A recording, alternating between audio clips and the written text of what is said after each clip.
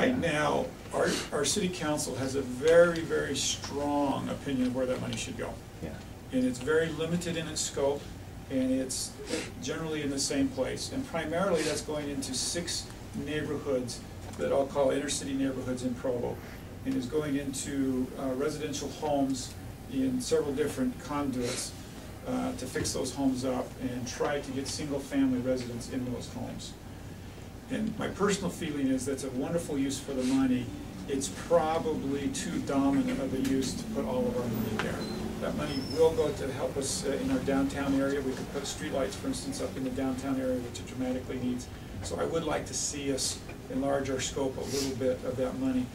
The city's council does have some very strong opinions about it, and they do appropriate the money and send it in those directions.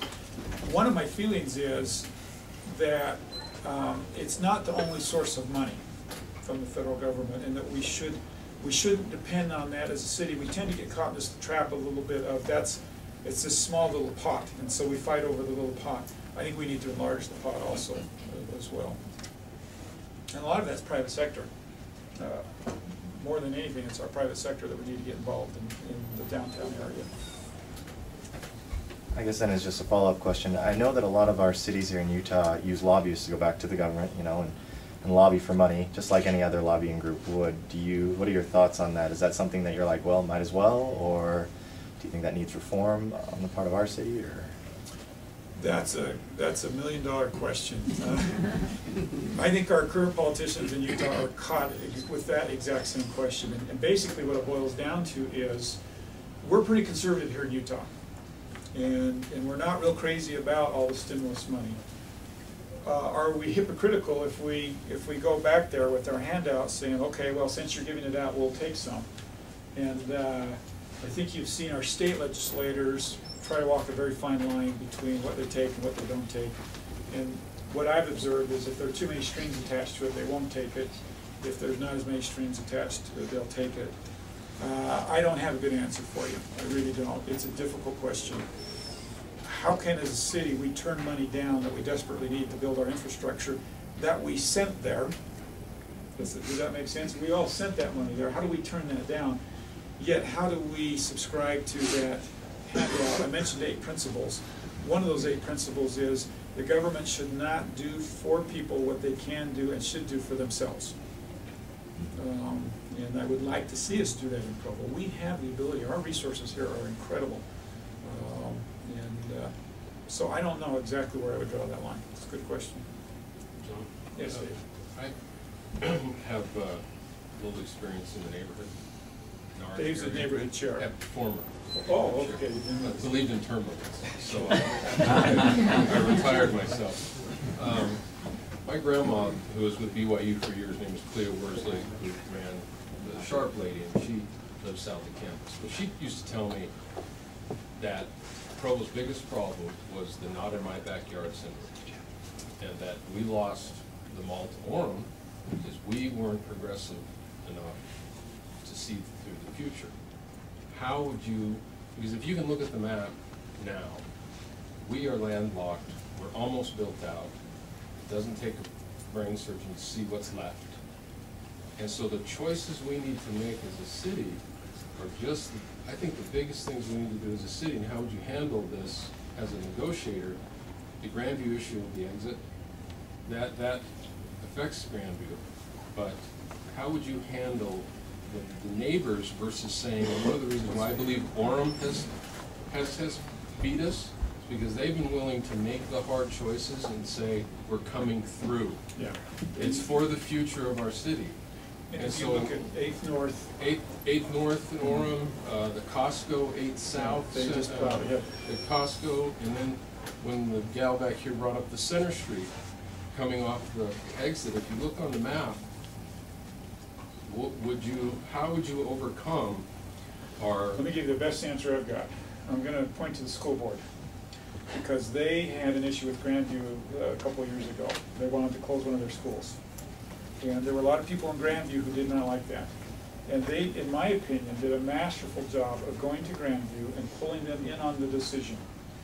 And involving Caroline Wright's here, and Sue someplace. involving them in that decision.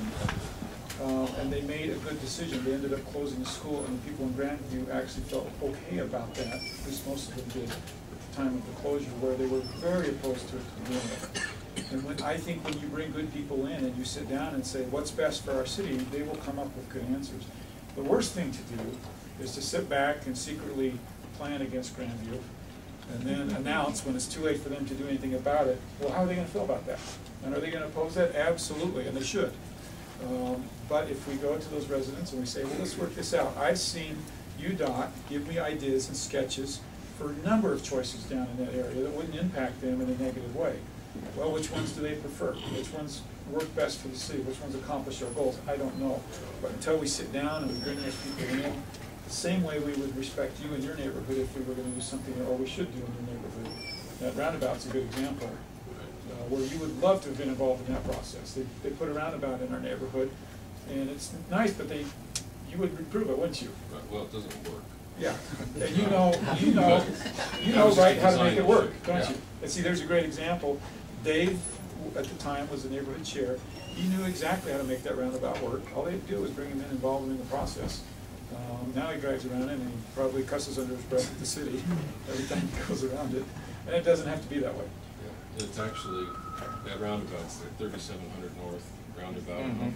It actually would work if it was about 1.5 feet wider.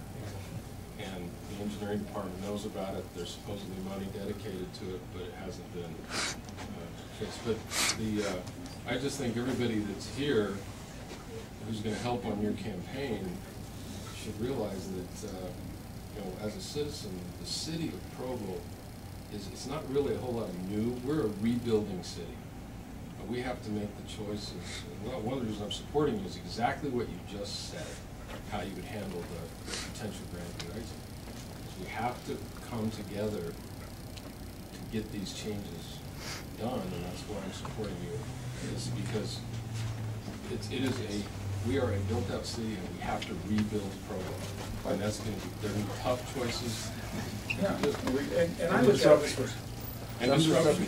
Yeah, if we can't do that, what you just described in Provo, Utah, what can it be done on the entire planet? Right, this is Provo, Utah. If we can't get along and come up together with answers and work together, nobody can. We can do it. It's not that hard. Well, thank you. Are there, Tim Bridgewater, raise your hand. Tim is running for Congress. Do you know Tim? Hello. If you don't know Tim, you need to get to know him. After I'm done campaigning thoroughly with you tonight, I'll turn it over to Tim to do some campaigning. I'm here to support John. Yeah, that's and fine. I think Tim's a great man. Any other questions? And here again, you totally feel free to come and go as you have time or as you need to go. Pam? I have a problem with your idea about pulling police officers off of traffic. That's one of my biggest complaints about Provo is, well, all Utah. There seems to be a growing disregard for traffic laws. People are running red lights all over the place, zooming through boulevard stops, and